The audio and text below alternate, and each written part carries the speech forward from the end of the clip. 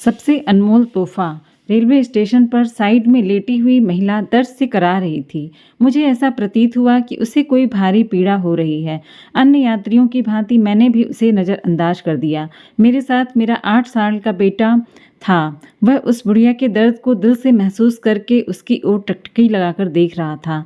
पापा, ये बुढ़िया क्यों चिल्ला रही है? इसे क्या परेशानी है? अंश ने मुझसे पूछा। तब मैंने जवाब दिया, बेटा, इसे कहीं दर्द हो रहा है या फिर इसे कोई अन्य परेशानी होगी। पापा, गाड़ी तो 1 घंटा लेट है, अंश फिर बोला और मैंने हाँ में जवाब दिया।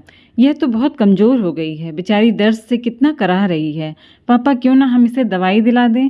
अंश ने जब मुझसे कहा तो मैंने उसे समझाते हुए कहा, बेटा, हम उसे दवाइयाँ क्यों दिलाएं? हम तो उसे जानते भी नहीं हैं और देखो कितनी गंदी है। लगता है कई दिनों से नहाई भी नहीं है। कोई देखेगा तो हमारा मजाक उड़ाएगा।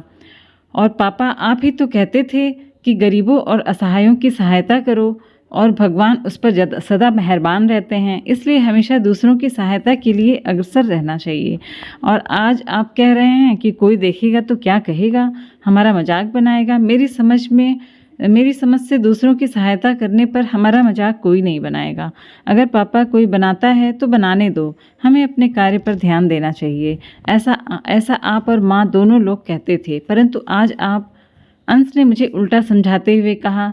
तब मैंने फिर उसे समझाकर बताया कि बेटा, वह नाटक कर रही है, इसे कहीं दर्द नहीं हो रहा है। मैं ऐसी औरतों को भली भांति जानता हूँ। नहीं पापा, यह नाटक नहीं कर रही है, मैं जाकर देखता हूँ। इतना कहकर अंश दौड़कर बुढ़िया के पास जाकर बोला, पापा जल्दी आओ, देखो इन्हें कितने तेज बुखार है। मैंने जानबूझकर उसके बुलाने की आवाज़ को अनसुना कर दिया, परंतु अंश के बार बार बुलाने पर मैं उसके पास गया और देखा कि बुढ़िया काफ़ी गंदी है और बुखार की तपन से कराह रही है। पापा, चलो इन्हें दवाई दिलाकर आते हैं, अंश ने फिर मुझसे एक उम्मीद भरी नज़र से देखकर कहा। मैंने भी आवेश में आकर कह दिया, चलो चलते हैं। मेरा इतना कहने पर अंश के चेहरे पर खुशी की झलक दिखाई देने लगी थी, जो कि कुछ क्षण पहले अदृश्य थी। यह देख मेरे दिल में उस असहाय महिला की मदद करने के लिए दिल में श्रद्धा और प्रेम भाव जागृत होने लगा था। पास के दवाघर से हमने उस बुढ़िया को दवा दिलाई। कुछ देर बाद उस बुढ़िया को जब कुछ राहत मिली, तब बुढ़िया हमें दुआओं की पोटली देती जा रही थी। भगवान तुम्हारा भला करे, तुम दोनों सदा सुखी रहो, तुम्हारा घर सदा धन धान्य से भरा रहे, भगवान तुम्हारे जैसे बच्चे हर माँ को दें। उस बूढ़ी औरत ने इन शब्दों में मुझ पर बाणों का कार्य किया और मेरे अंदर बैठे असुर को मार भगाया। उसकी मदद करने का मुझे अंश और खुद पर फक्र महसूस हो रहा था। साथ ही असहायों की मदद करने की भावना मेरे अंदर जागृत हो चुकी थी।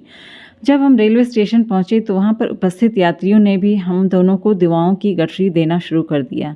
आप दोनों उस महिला के लिए फरिश्ता हो। आपके बेटे की तारीफ जितनी की जाए उतनी कम है। ये आपके ही संस्कार हैं जो आपके बेटे द्वारा उस असहाय महिला और यहाँ पर उपस्थित हर यात्री को प्राप्त हुए हैं। भगवान आपको हमेशा खुश रखें। ये वाक्य थे वहाँ पर उपस्थित यात्रियों के। कुछ यात्री कह रहे थे कि हमें इस बालक से सीख लेनी चाहिए। यह बालक समाज के लिए भगवान की एक महत्वपूर्ण देन है। यह सब सुनकर मेरा दिल खुशी से गदगद हो रहा था। आज मैं बहुत खुश था क्योंकि ऊपर वाले ने मुझे मेरे बेटे द्वारा और बेटे के रूप में इतना अनमोल तोहफा जो दिया था, जिसकी मैंने कभी कल्पना भी नहीं की थी। यह सोचते सोचते मैंने अपने बेटे को सीने से लगा लिया और कहा, थैंक्स बेटा। इतना सुनकर अंश मेरे सीने से चिपक जाता है। आई लव यू पापा। और मैंने भी पलटकर आई लव यू जवाब दिया। कहानी अगर अच्छी लगी हो तो लाइक, सब्सक्राइब एंड शेयर ज़रूर करें।